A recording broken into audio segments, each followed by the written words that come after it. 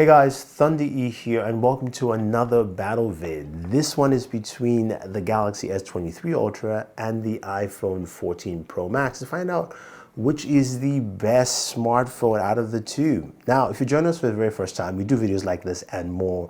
So go ahead and smash that subscribe button, notification icon to get notified about more videos just like this. Now, in terms of hardware, both of them are gorgeous looking devices. The Galaxy display is 6.8 inches with a max nit brightness at 1750, same as last year. The iPhone beats in this category at 2000 in direct sunlight, but they are both lovely displays. Similarities also include 120 Hz refresh rate for both displays, as well as also a variable refresh rate or adaptive refresh rate, if you will. So that's pretty nice there with these devices.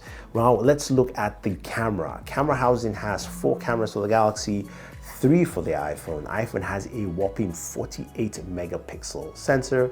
The Galaxy comes with a staggering 200 megapixel sensor at the back of the device. Now, when it's talking about lenses, the iPhone does have ultra wide and a telephoto. The Galaxy does come with 3 orders, 2 telephotos, one 10 megapixels, one's 10 periscopic, and also a 12 megapixel ultra wide. Now, this brings us to the camera and what we can expect from them. Now, I don't do camera comparisons, so if you want a full detail, definitely go check out Danny Wingate or, of course, Super Saf to find out more intricacies about that. What I will do is show you some of the images and stuff that I've captured, and I'll talk about one section after we complete this, which is of course the battle between Super Steady and of course action mode. God, Brandon, Danny, John. So like we're here and look at that thing, it's blown out on the iPhone. But anyway, let's talk about the comparison between darkness and light. I know, right? That was crazy. Anyway, guys, welcome to my comparison between the Galaxy S23 Ultra and the iPhone 14 Pro Max. It's going to be fun.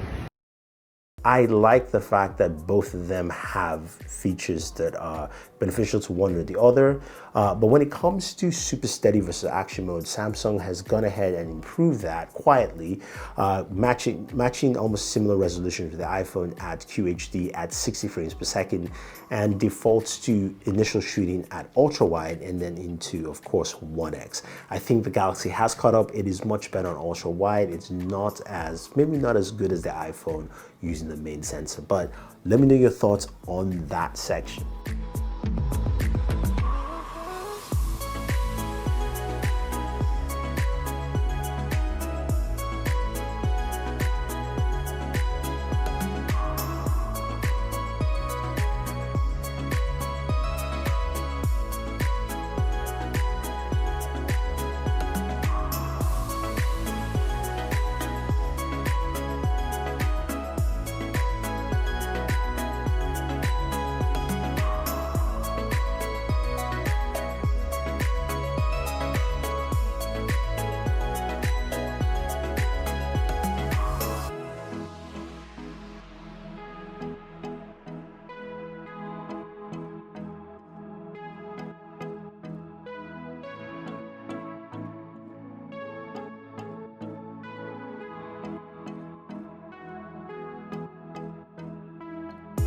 Now, some of the other aspects of the hardware I think you would like, of course, is the processor. We have the A15 Bionic on the iPhone 14 Pro Max, which we know quite well.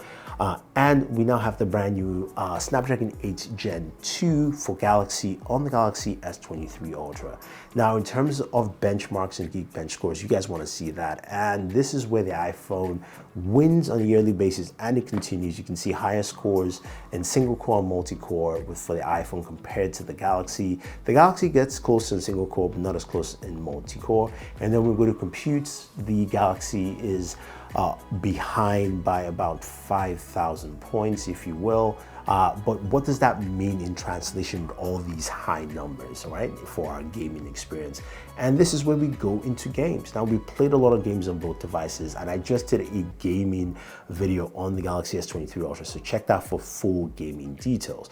So we'll go with each game, starting off with Call of Duty Mobile. Now, COD Mobile on the iPhone, you can play at actual medium ultra max settings, which I figured would give me 89 frames per second, while of course on the Galaxy you can only do that on low with the max setting there. Now what you actually get in performance is quite different. For the iPhone, I'm getting 60 frames per second. It stayed at 60. I tried everything and it stayed at 60. While the Galaxy did 89 frames per second, so there's a difference there. Now, not sure why that's the case. It might be a software thing, but I wanted to just kind of leave that for you. Now, moving over to PUBG, Smooth Extreme for both devices played at 60 frames per second. Ultra HD Extreme for both devices played at 60 frames per second. And when we went over to Ultra HD Ultra, this is where the iPhone had a little edge here, going up to 48 and kind of averaging out of 45 frames per second. The Galaxy was still at 40. Maybe it's a software update, but the iPhone has the edge here.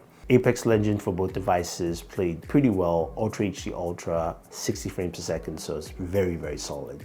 Now, rounding it up, of course, is Genshin Impact, which we expected to see some differences. The iPhone last year didn't do as well, but of course, it's been updated to the latest software, and here we saw some huge improvements. The iPhone did a solid 59 frames per second, all the way for 30 minutes. So that was very, very good. Now, moving over to the Galaxy, we just did our Galaxy video, and in that video, I showed you 55 frames per second. And some of you are like, well, you know what, turn this off, turn that off.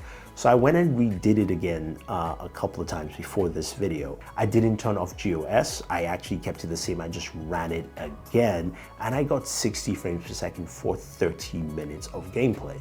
So the Galaxy S23 Ultra, yes, can do 60 frames per second with the Snapdragon 8 Gen 2 for Galaxy. Just want to put that out there for you guys. Now this brings us into temperatures. So what kind of temps were we getting? Well, I'll put it this way. For the iPhone 14 Pro Max playing Genshin Impact, the maximum I got was roughly around 117. It started getting really hot at 110, and this is roughly at the 7-minute mark. So from then on, temperatures went all the way up to 117. Actually got rather hot. While the Galaxy S23 Ultra stopped at 107 degrees, and this took roughly around 20 minutes of gameplay time for me to get to that temperature. So that's very important in terms of cooling and also the kind of temps you're getting with these devices. When it comes to gaming, it looks like they're evenly matched, but again, that's just something to take note. You can see the differences there with both of them. But of course, speakers is something that's quite important to a lot of people, and we just did a speaker test where we saw how they both performed. I think the iPhone did a really good job, and that's my pick. Some people think it's the Galaxy, but go ahead and check that video and make your decision for yourself, because I think it's really close within the speaker environment for both devices.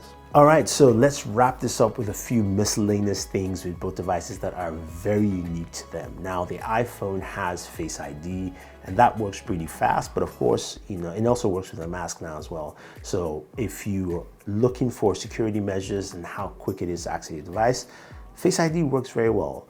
The Galaxy has, of course, facial recognition, but also uses fingerprint sensor. And they've got one that I think has been updated. It's very responsive, very fast on the end, the S23 Ultra, which makes it quite unique. Now, the other thing here is that the Galaxy S23 Ultra has the S Pen. We know the S Pen has a ton of features, and it's built in. It's something that no other device on the market has, and that is quite unique. Another feature I like on the Galaxy is the brand new Expert RAW, and it has a ton of features here. So you've got the multiple exposure capture. You can also capture at 12 megapixels, 50, and then 200 megapixels. But one that I do like is the astrophotography, which you would need a tripod to actually mount this on, but you do have something called Sky Guide. This is something I have not found on any device. If I'm wrong, guys, let me know. But you can hide or show, and what it does when you hit show, it shows you where the stars are. So if you're looking for a certain constellation or cluster of stars, you can actually look for it using AI mapping and go ahead and take your picture, and you should be able to get the constellation you're looking for. That's actually pretty cool advancement for astrophotography. So what do I think? I think honestly, both devices are evenly matched. I think Samsung has done a great job in improving the things that didn't work well with the S22 Ultra into the S23 Ultra here, especially when it comes to the camera and the gaming features. I think it really does well. I give the Galaxy the slight edge on gaming for me just because of those temperatures and staying cooler for much longer periods of time. But I want to know what you think. Which do you think is the better device here, and which do you think handles any of those departments well? Leave your thoughts down below. If you also want to pick up either the iPhone 14 Pro Max or the brand new Galaxy S23 Ultra, use my link down below in the description. I do have a link, a custom link that will give you $150 credits to purchasing your S23 Ultra.